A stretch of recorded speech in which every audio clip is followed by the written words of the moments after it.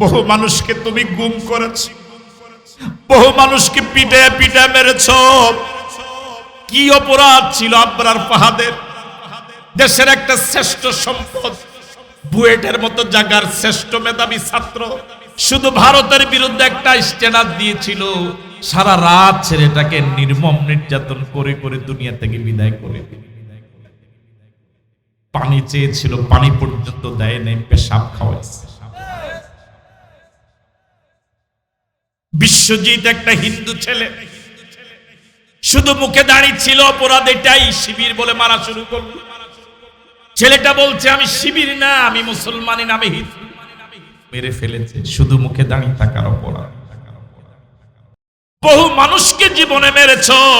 কি অপরাধ ছিল ৬ সালের ২৮ অক্টোবরের ওই নির্মম ভাবে তোমাদের ছেলেদের হাতে নিহত লোকদের? ওদেরকে পিটায়া পিটায়া, মানুষ মানুষকে এভাবে মারে না, একটা প্রাণীকে এভাবে মারে না, মারার পর আবার নৃত্য করেছিলে লাশের উপরে উঠে। এই সেই অক্টোবর মাস, এই সেই অক্টোবর মাস। কত সুন্দর ছেলেদেরকে, কি সুদর্শন তাসুরুন নাজিরিন, কত চমৎকার ওই ছেলেদেরকে পিটে পিটা মেরে ফেলল, রাজপথে মেরে ফেলল।